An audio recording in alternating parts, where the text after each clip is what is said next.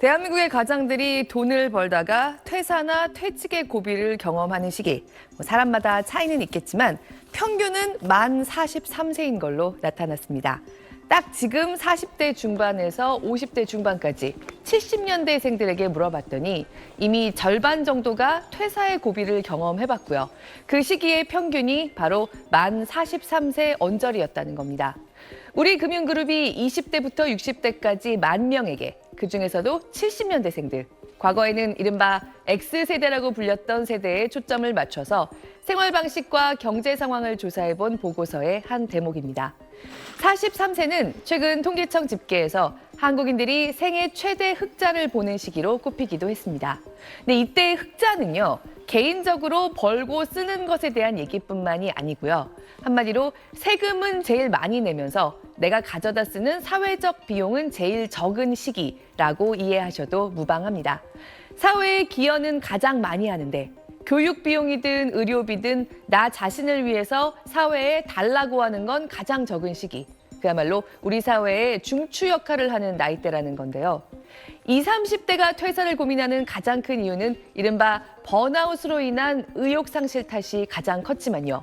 70년대생들은 평균 43세쯤에 승진에 밀리는 경우처럼 회사 내 입지가 흔들림을 느낄 때 퇴사를 고민했다는 응답이 가장 많았습니다.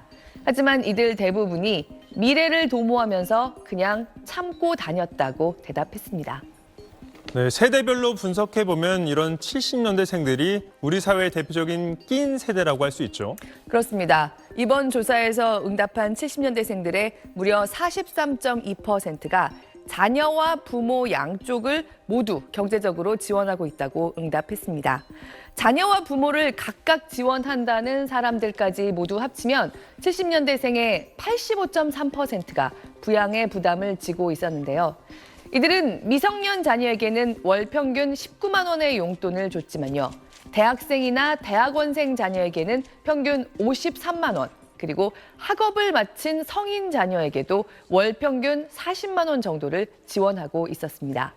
60년대생 이상인 이른바 베이비 부머 세대들도 5명 중에 3명꼴로 아직 부양 부담에서 벗어나지 못했고요. 지금 30에서 44세 사이인 이른바 M세대는 이제 71.3%가 부양 부담을 지고 있었습니다. 이런 가운데 70년대생 X세대와 80년대생 이후, 즉 MZ세대를 나누는 미묘한 분기점. 이번 조사에서 드러난 것 중 하나는 가족관이었습니다. 지금 보시는 것처럼 MZ세대까지는 아직은 가족보다 내가 중요했습니다. 70년대생들로 넘어오면서 이 가치관이 역전되기 시작합니다. 가족을 나 자신보다 앞에 두는 사람들이 더 많아지기 시작하는 세대. 우리 사회에서는 70년대생부터였습니다. 세대의 특징인지 나이를 먹어가면서 자연스럽게 나타난 변화인지는 좀 더 시간이 지나 봐야 확실해지겠죠. 아무튼 가장 부양 부담이 큰 70년대생들은 노후 준비, 본인의 노후 준비를 하고 있다는 사람은 5명 중 2명 정도밖에 되지 않았습니다. 이렇다 보니까 무리도 좀 하는 세대입니다. 대출을 받아서 주식 투자해본 경험이 가장 높은 세대였습니다. 그러니까 괜찮은 투자처가 있으면 대출을 받아서 투자할 수 있다는 사람도 10명 중 7명 꼴이었습니다.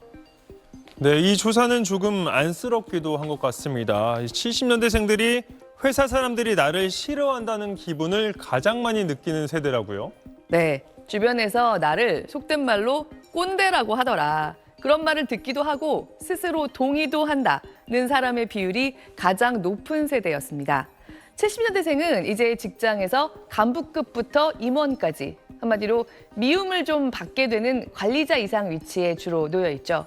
네, 실제로 20대인 G세대와 30대에서 40대 초중반까지의 M세대가 지금 회사에서 악당이 몰려있는 나이대라고 가장 많이 꼽은 세대이기도 합니다. 네, 물론 그중엔 정말 다른 사람들의 회사 생활을 너무 힘들게 만드는 악당도 있겠지만요. 세대차를 극복해 보려는 노력도 70년대생들이 은근히 열심히 수행하고 있는 과제 중에 하나였습니다. 특히 아직 관리자를 단 지 얼마 안 된 과장, 차장 때보다는 부장님일 때 제일 노력을 많이 한다고 대답했습니다. 29살 데이 씨는 석 달 전 에어컨 청소 일에 뛰어들었습니다. 아예 이런 공부랑은 완전 거리가 멀었던 사람이라 처음에 엄청 버벅였고 어려웠는데 데이 씨는 지난해만 해도 방송사 PD로 일했습니다. 입사 당시 본인은 물론이고 부모님도 기뻐했습니다. 대기업이란 타이틀이 부모님들이 되게 좋아하는 타이틀이기도 하고 이제 안정적인 직장을 가졌으니 이제 걱정 없다. 하지만 주말도 없이 이어지는 고된 근무에 회의감이 점점 늘어갔습니다.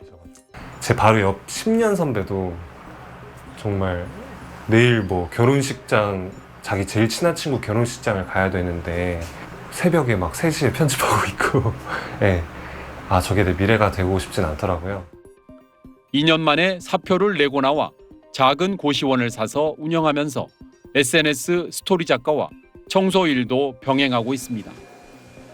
회사 다닐 때만큼이나 몸은 고되지만 만족도는 훨씬 높다고 말합니다.